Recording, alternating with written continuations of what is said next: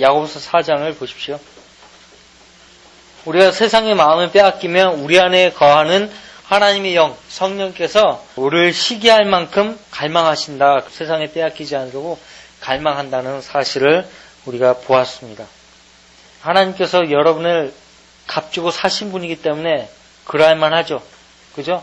그 고귀한 피를 흘려서 여러분을 마귀의 노예 상태에서 구속해 내셨는데, 여러분이 또다시 마귀가 주관하는 세상의 마음을 빼앗기면 당연히 성령께서 가만히 안 있죠. 그래서 이 5절 말씀과 관련된 말씀이 여러 구절이 있지만 그 중에서 가장 근접한 말씀이 갈라디아서 5장 19절이라는 사실을 지난주에 우리가 살펴봤습니다. 성경 전체적으로 하나님께서 또 하나님 영께서 우리를 시기할 만큼 우리가 세상에 빼앗기는 것을 원치 아니하시고 질투하신다는 것을 지난 시간에 우리가 공부했습니다. 성경 전체가 말하는 것이 바로 우리 안에 거하는 영이 시기할 만큼 갈망한다는 것이에요. 갈망한다라는 말씀이 헛되다고 생각하느냐 그러면 그 인용 구절에 어디에선가 있을 텐데 없다고 했잖아요. 그래서 라고 말씀하는 것이 성경 전체가 그렇게 말씀한다는 것이죠. 헛되다고 생각하느냐, 헛되지 않다 그렇게 말을 하고 있고요. 6절 말씀 같이 읽어볼게요. 그러나 그가 더 많은 은혜를 주시느니라. 그러므로 그가 말씀하시기를 하나님께서는 교만한 자들을 대적하시고 겸손한 자들에게 은혜를 주신다고 하셨느니라. 그럼 문맥적으로 교만한 자가 누구예요?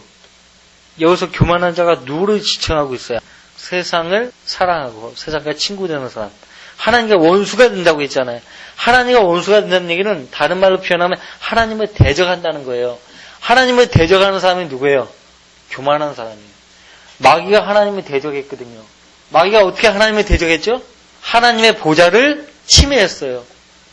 마귀가 육신을 입고 내려올 때도 자기가 하나님 보좌에 앉아가지고 자신은 하나님이라고 할 것이라고 성경은 그렇게 말을 하고 있습니다. 그래서 하나님을 대적하는 사람은 교만한 사람이에요.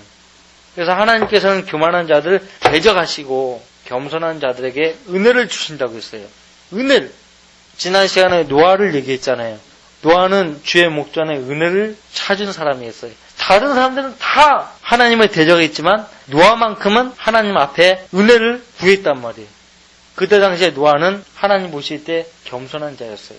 대부분의 사람들은 교만한 사람들이었어요. 교만한 사람들은 하나님께서 어떻게 대적하셨습니까? 홍수로 쓸어버리신 것이에요. 그래서 하나님 앞에 은혜를 받으려면 여러분이 주의 목전에 여러분 자신을 낮춰야 돼요. 인용된 말씀은 잠언 3장 34절이에요. 그리스도인들뿐만 아니에요. 세상 누구든지 다 해당되는 말씀이에요. 겸손한 사람은 다른 사람들에게 이것저것 양보하기 때문에 손해만 볼 것 같지만 사실은 은혜로 갚아주십니다. 그래서 얻는 것이 훨씬 더 많죠. 자, 7절 말씀 보세요. 그러므로 하나님께 복종하라. 마귀를 대적하라. 그리하면 그가 너희로부터 도망하리라. 마귀를 도망가게 하려면 어떻게 돼요? 먼저는 하나님께 복종해야 돼요. 하나님께 복종하지 않고 마귀를 대적할 수가 없다는 말이죠. 먼저는 하나님께 복종해야 돼요. 하나님 편에 서야 됩니다. 하나님 편에 서야 되고 하나님의 하신 말씀에 귀를 기울이고 순종해야 돼요. 그러면 마귀가 두려워 떠는 것이에요. 자, 마귀를 대적하라고 했을 때 대적한다는 영어 단어가 레지스트예요. 레지스트. 저항한다는 말이죠. 공격하는 거예요. 최상의 방어가 최상의 공격이라고 했습니다. 마귀로부터 자신을 보호하는 길은 하나님께 먼저 복종하고 마귀를 대적하는 것인데 사도 베드로는 정신을 차리고 믿음 안에 굳게 서서 마귀를 대적하라고 했습니다.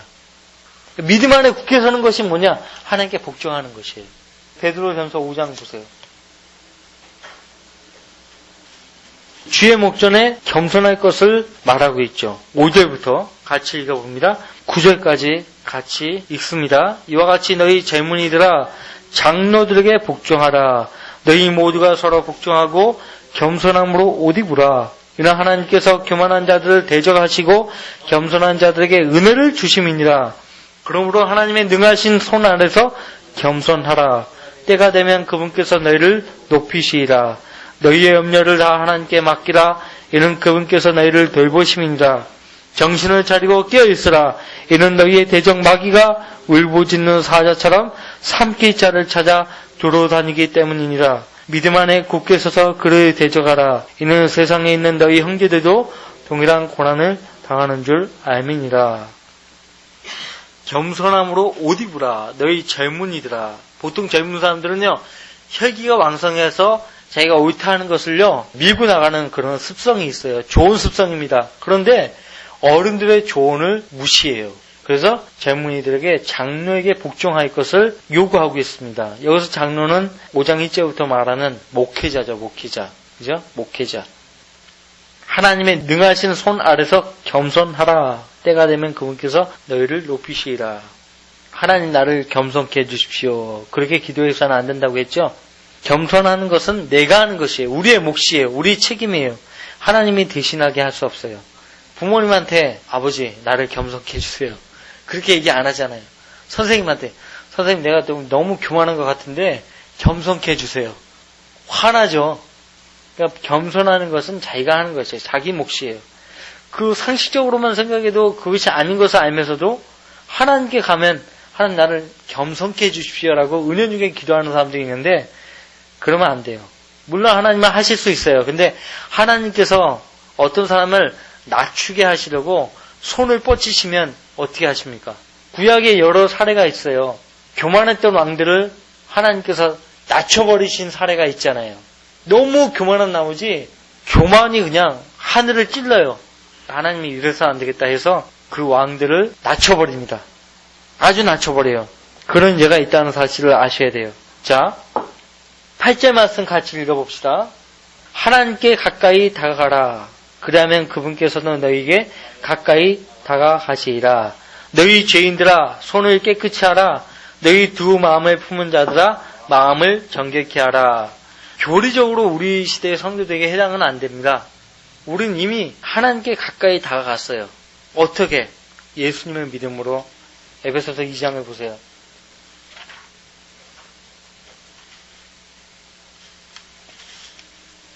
에베소서 2장.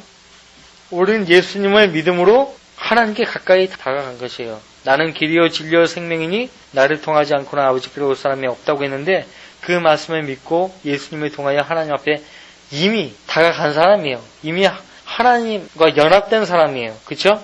2장 13절부터 그러나 한때 멀리 있었던 너희가 뭐라고 돼 있어요? 이제 그리스도 예수 안에서 그리스도의 피로 가까워졌느니라. 그는 우리의 화평이시니 둘을 하나로 만드셨고 우리 사이에 가로막힌 중간의 벽을 허물어 뚫으셨으며 17절 또 오셔서 멀리 떨어져 있던 너희와 가까이 있던 그들에게 화평을 전파하셨느니라. 이는 그를 통하여 우리 둘이 한 성령으로 아버지께 나아감이라. 우리는 예수님의 피로 하나님께 가까이 간 사람이에요. 연합된 사람이죠. 또 연합된 사람이에요. 그렇기 때문에 지금 야고보서 4장으로 돌아오셔서 8절에 하나님께 가까이 다가가라. 그러면 그분께서도 너희에게 가까이 다가가시리라. 이렇게 표현한 것은 이 시대의 성도들에게 해당된 말씀이 아니고 교리적으로는 대환란을 통과하는 유대인들에게 해당되는 것이에요. 그들이 죄 가운데 있으면 하나님과 멀어질 수 있는 것이에요. 영적으로는 우리도 마찬가지예요. 영적으로 우리가 죄 가운데 있으면 하나님과 교제를 못하게 돼요. 하나님과 멀리 떨어져 있게 돼요. 그런 식으로 우리가 받아들이면 되겠습니다. 너희 죄인들아 손을 깨끗이 하라. 너희 두 마음을 품은 자들아 마음을 정결케 하라. 우리가 얼마든지 영적으로 죄를 많이 짓고 살아가요. 매일매일 매 순간. 근데 그것도 부족해가지고 세상 사람들도 혐오하는 행동들을 나쁜 짓들을 하게 되면 되겠습니까? 근데 우리가 육신을 가지고 있고 아담의 타락한 본성을 가지고 있기 때문에 하나님 말씀에서 벗어나면 누구나 세상 사람들보다 더 못한 사람이 될 수 있다는 사실을 아셔야 돼요. 세상 사람들보다 더 못한 사람이 될 수 있어요. 충분해요. 충분해. 육신을 가지고 있기 때문에 그럴 수 있어요. 어떤 사람은 하나님 편에 있어서 하나님 말씀과 더불어 생활하는 그리스도인들이 보면 그런 사람들 보면 이해가 안 되죠. 정말 구원받은 사람인가? 의아해할 정도로 이해 못하는데 인간이라는 것은 다 그래요. 그렇다고 해요. 그렇다고 해서 그 인정하자, 인정해주자 그건 아니죠. 자 보세요. 너희 죄인들아 손을 깨끗이 하라. 손이 얼마나 더러우면 깨끗이 하라고 하겠습니까? 너희 두 마음을 품은 자들아 마음을 정결케 하라. 한쪽 마음은 하나님을, 한쪽 마음은 세상을 품으면 두 마음을 품은 사람이 되는 것이에요. 두 마음을 품은 사람은 모든 일에 안정이 없다고 했고, 그런 사람은 기도해서는 안 된다고 했죠. 1장에서 마음을 정결케 하라. 우리 더러운 마음을 정결케 하기 위해서 우리 안에 성령을 허락하셨어요. 하나님 말씀을 우리 손에 들려주셨습니다. 예수님의 피가 있습니다. 언제든지 우리 마음이 들어오면 그것들로 깨끗게 할 수 있어요. 근데 너무나 게을러서 자기 더러운 마음을 깨끗게 하지 않으려 하는 사람들이 너무나 많아요. 죄는 그냥 놔두면 없어지는 거 아니에요. 죄는 암세포하고 똑같아요. 암세포 내버려 두면 어떡하죠? 세포가 증식하잖아요. 죄도 증식하는 거예요. 그래서 자백을 하고 그날그날 지었던 죄를 반성하고 하나님께 죄를 용서를 구하지 않으면 그 사람은 걷잡을 수 없게 되는 거예요. 무서운 거예요. 그래서 여러분과 저는 제사장이에요. 베드로전서 2장 9절에 왕 같은 제사장이라고 했죠. 제사장이 하는 임무가 뭐예요? 다른 사람의 죄 문제를 다룰 뿐만 아니라 자기 죄 문제를 다뤄요. 자기도 자기 문제를 다루지 못하는 사람이 어떻게 다른 사람의 죄 문제를 다룰 수가 있겠습니까? 그래서 제사장이 죄를 범하면 용서받는 길이 성경에 기록되어 있는 거예요. 제사장도 죄를 범할 수 있다는 거죠. 여러분들 대환란 때 죄를 범하면요 용서받을 길이 없어요. 히브리서 6장에 보면 더 이상 회개케 할 수 없다고 했어요. 죄를 범하면 안 되는 때예요. 두 마음을 품은 자들아 마음을 정결케 하라. 기회를 주고 있어요. 괴로워하고 애통하며 울라. 너희 웃음을 슬픔으로 너희 기쁨을 근심으로 바꾸라. 주의 목전에서 겸손하라. 그리하면 주께서 너희를 높이실 것이라. 이제 어떻게 하면 겸손해질까요? 하나님 말씀을 진심으로 보면, 읽고 묵상하면 그 말씀이 나에게 깨우침을 줘요. 찔림을 줘요. 양심이 찔림을 줘요. 그럼 양심이 찔림 받은 사람은요, 죄를 뉘우치게 돼 있고요. 하나님 앞에 엎드리게 돼 있어요. 그 방법이 최선이에요. 근데 말씀을 읽어도 뉘우침도 없고 깨우침도 없고 지나가면 그 사람의 양심은 화인 맞은 양심이에요. 말씀에 반응하지 않는 양심은요, 더럽혀진 양심이고 화인 맞은 양심이라고 성경은 말하고 있어요. 자, 여러분들 상태를 한번 보세요. 하나님 말씀 읽어도 아무런 변화가 없다. 나는 그 기간이 오래되었다. 나에게 무슨 문제가 있는 것인가? 반성해야 돼요. 기도해야 돼요. 그러면 하나님께서 문제점을 알게 해줘요. 나에게 문제점이 무엇인지를 알게 해주신다고요. 무슨 말인지 아시겠죠? 우리는 영적인 생활을 하고 있는 거죠. 성령으로 거듭난 사람은 영적 생활을 해야 돼요. 영이 거듭난 사람이 영적 생활을 하지 않으면요, 그 사람의 생활이 어떻게 되겠어요? 냉랭해질 수밖에 없어요. 무엇을 하든 그 사람의 공허함은 채워지지 않아요. 성령으로 거듭난 사람은 성령 하나님에 의해서 그 공허함이 채워지게 돼 있어요. 아시겠어요? 지금 아주 고약한 사람들, 아주 나쁜 사람들을 향해서 지금 야고보가 권면하고 있죠. 괴로워하고 애통하며 울라. 자기 몸을 낮추고 자기를 억누르라는 뜻이에요. 자기를 긍정하지 말고 부정하라는 것이죠. 애통하며 울라. 역시 자기 부정을 말씀하고 있어요. 너희 웃음을 슬픔으로 너희 기쁨을 근심으로 바꾸라. 철저하게 자기를 부인하라. 그렇게 권면하고 있죠. 애통하는 자들은 복이 있나니 그들이 위로를 받을 것이며 라고 주님께서 하신 말씀과 똑같은 맥락이죠. 지금 웃는 너희에게 화가 있으리라. 이는 너희가 애통하며 울 것임이라. 누가복음 6장 25절에서 하신 말씀과 맥을 같이 합니다. 자, 주의 목전에서 겸손하라. 그리하면 주께서 너희를 높이시리라. 위대한 가르침이죠. 잠언 16장 18절 말씀 보시면 유명한 말씀이죠. 교만은 멸망에 앞서 있으며 거만한 영은 몰락에 앞서 있느니라. 하나님 말씀을 듣는 데서 귀를 돌이키면 그 사람은 몰락하게 되는 거예요. 자기만 아니라 가정이 붕괴되는 거예요. 여러분들, 하나님과 무관한 가정이 얼마나 많습니까? 하나님과 전혀 관계없는 가정들이 얼마나 많아요. 그렇죠? 하나님이 그 사람들에게 관여하지 않아요. 근데 구원받은 사람들이 모인 가정은 하나님께서 관여해요. 누구든지 자신을 높이는 자는 낮아질 것이요 자신을 낮추는 자는 높아지리라. 낮추는 사람은 누구예요? 자신이에요. 높이는 사람도 자신이 하는 거예요. 자신을 높이는 자, 자신을 낮추는 자. 자, 11절 말씀 보세요. 겸손에 대해서 계속 언급합니다. 형제들아, 서로 같이 읽어봐요. 비방하지 말라. 자기 형제를 비방하는 자나 판단하는 자는 율법을 비방하고 율법을 판단하는 것이라. 만일 내가 율법을 판단하면 율법을 행하는 자가 아니라 재판관이로다. 여기서 판단하는 사람들은 자기 자신이 기준이 되어서 판단하는 거예요. 심지어 율법을 판단하는 거예요. 형제를 판단하는 것은 그 형제를 판단하지 말라는 율법을 판단하게 되는 것이에요. 언젠가 하나님 말씀 위에 서서 하나님 말씀을 판단한 적이 있었던 것인가? 항상 자기 자신을 살펴야 됩니다. 누구나 다 실수할 수 있고 상대방을 상처낼 수 있어요. 상처 줄 수 있어요. 그러나 뉘우침이 필요해요. 그래서 상처를 받은 사람에게 가가지고 내가 당신한테 이러이러한 말로 상처를 줬다고, 미안하다고, 용서를 구한다고 마땅히 그렇게 해야 합니다. 그 사람이 용서 안 해준다 하면 뭐 어쩔 수 없지만은 용서를 구했으면 그것으로 끝난 거예요. 비단 용서를 받지 않았지만은 그 사람에게 용서를 구하러 간 것까지는 잘한 것입니다. 자존심 때문에 용서를 구하지 않는 그런 사람들이 꽤 많은데 안 돼요. 그리스도인은 용서를 해줘야 되고 용서를 구할 수 있어야 되는 사람이 되어야 합니다. 법은 유대인의 법을 말하죠.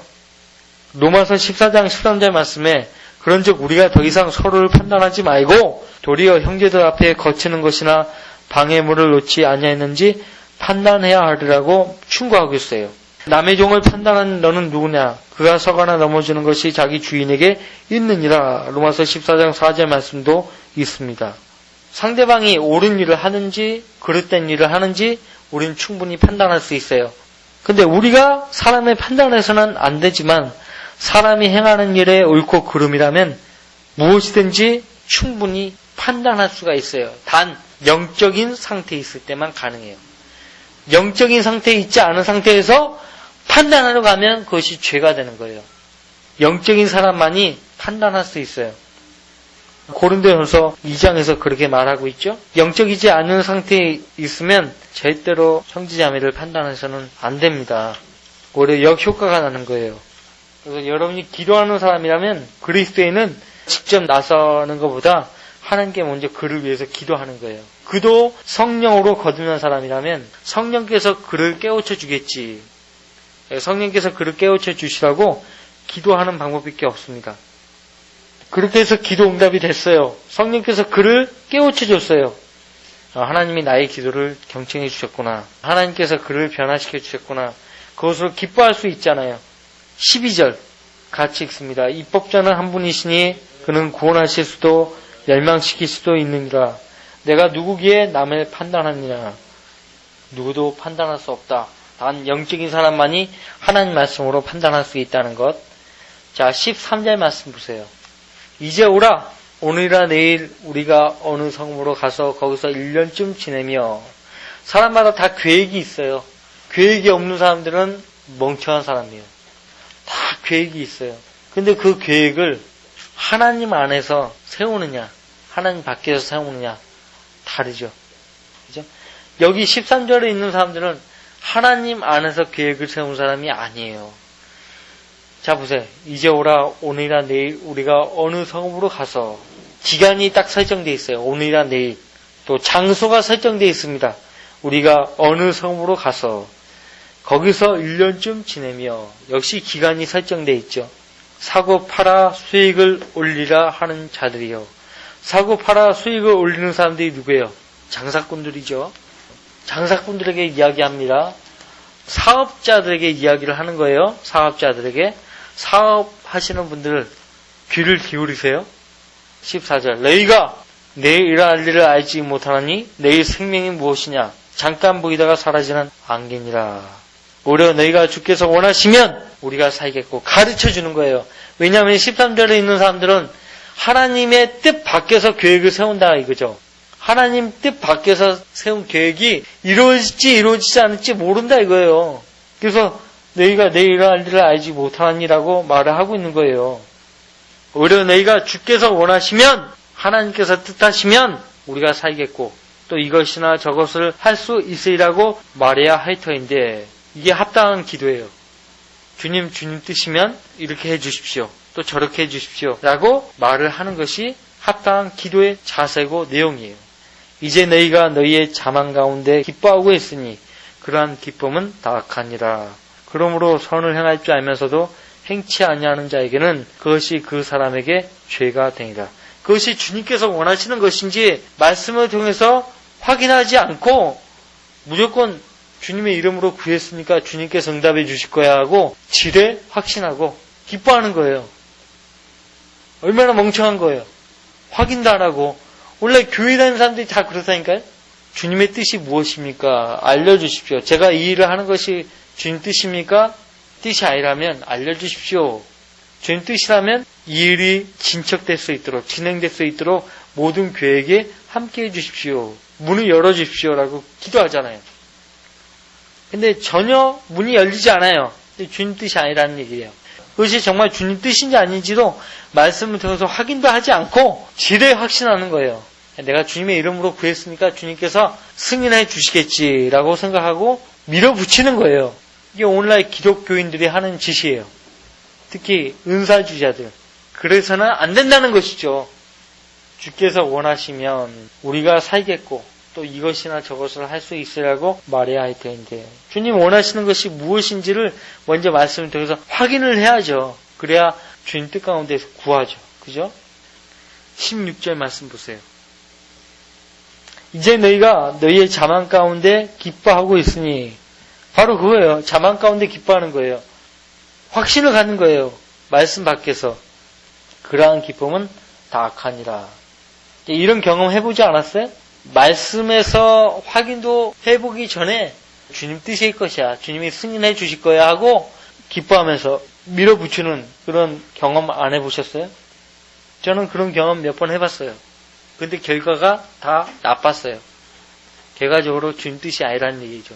주님께서 의도하시는 것이 아니었는데 내 스스로 주님께서 원하신다라고 생각하고 밀어붙였더니 아닌 거예요. 17절 뭐라고 되어 있어요? 그러므로 선을 행할 줄 알면서도 행치 아니하는 자에게는 그것이 그 사람에게 죄가 되니라. 여기서 행하는 선이 뭘까요? 15절에서 주께서 원하시면 우리가 살겠고 우리가 이것이나 저것을 할 수 있으라고 말하는 것이에요. 그러니까 주님 안에서 계획을 세우는 거예요. 뜻을 세우는 거예요. 그리고 그 계획대로 행동하는 거예요. 그것이 선인 줄 알면서 행하지 않으면 죄라는 거예요. 로마서 14장 보세요. 로마서 14장. 로마서 14장 23절에 뭐라고 되어 있죠? 후반절에 보시면 믿음으로 아니하는 모든 것이 죄니라. 믿음으로 아니하는 모든 것이 죄라고 했어요. 자, 그러니까 이 말씀에 의하면 우리가 매일 짓는 죄가 얼마나 많아요. 그렇죠? 믿음으로 아니하는 모든 것이 죄라고 했잖아요. 근데 자기가 행하는 것이 죄인지도 몰라요. 얼마나 육신적이면. 여러분들 성경을 얼마나 많이 알아야 되는지 아십니까? 정확하게 알아야 하는지 아십니까? 성경을 알지 아니하기로 작심하면 그 사람은 하나님의 인도를 절대 받을 수가 없어요. 하나님이 그 사람의 인생에 관여하지 않아요.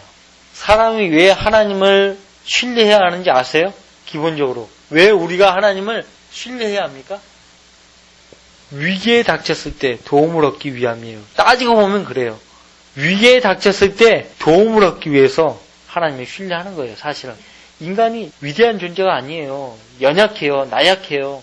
평상시 하나님을 두려워한 가운데 섬기지 않는 사람이 위기에 닥쳤을 때 하나님께 도움을 구한들 하나님께 도움을 받을 수가 있습니까? 없습니까? 없다고요. 상식적으로도 다 수긍을 합니다. 자, 성경적인 관점에서 세상의 장래를 내다볼 때 그 세상 속에서 살아가는 여러분의 미래관은 어떠합니까? 누군가가 여러분의 미래관에 대해서 물어온다면 긍정적으로 말을 하겠습니까? 비관적으로 말을 하겠습니까? 이 몸을 입고 이 땅에 사는 동안의 미래관 비관적이에요. 그렇죠? 그래서 우리가 빨리 변화되어서 올라가기를 원하는 것입니다. 성경에서 사람의 인생에 대해서 특히 욥기에서는 너무나 잘 언급되고 있죠. 땅 위에서 우리의 날들이 그림자 같다라고 말하고 있어요. 연기같이 소멸된다라고 시편 102편 3절은 말하고 있어요. 심지어는 바울은 너희가 죽었고 또 너희의 생명이 그리스도와 함께 하나님 안에서 감춰졌다라고 골로새서 3장 4절은 그렇게 말하고 있습니다. 또 잠깐 보이다가 사라지는 안개라고 본문 14절은 그렇게 정의하고 있습니다. 우리 인생은 잠깐 보이다가 사라지는 안개예요. 영혼 가운데 계시는 하나님께서 보실 때는 육신을 가지고 70, 80 살아가는 우리 인생을 볼 때는 잠깐 보이다가 사라지는 안개라고요. 이 70, 80평생 동안 영혼을 대비해야 돼요. 자, 우리는 너무나 우둔하기 때문에 아이고 이 짧은 순간 동안 어떻게 영혼을 준비할 수 있겠느냐 이거예요. 영혼을. 돈 벌기 바쁜데 나한테 하나님이 그 짧은 시간 동안 영혼을 대비하라고 하네. 하나님께서 무리한 요구를 하시는 것 같아요. 어떻게 보면 무리한 요구죠. 어떻게 그 끝도 없는 그 영혼을 70, 80평생 동안 대비하라고 하는 건지 준비하라고 하는 건지 어떻게 준비하는 거요? 성경에 기록되어 있다 이거예요. 성경에. 그렇죠? 남녀노소 불문하고 진리를 아는 사람들은 우리 생명이 잠깐 보이다가 사라지는 안개라는 사실을 알기 때문에 우리는 매일매일 주님 뜻 가운데서 하루하루를 살아가는 것입니다. 그렇죠? 그러니까 우리 가족 가운데 이걸 모르는 사람이 있으면 알게 해줘야 돼요. 너는 지금 주님 안에서 계획을 세운 것이 아니다. 주님 안에서 계획을 안 세우고 하면 너는 아무리 노력해도 의미가 없다. 성공 못한다. 그걸 일깨워줘야 돼요. 5장은 다음 주에 공부하도록 하겠습니다. 자, 기도합시다.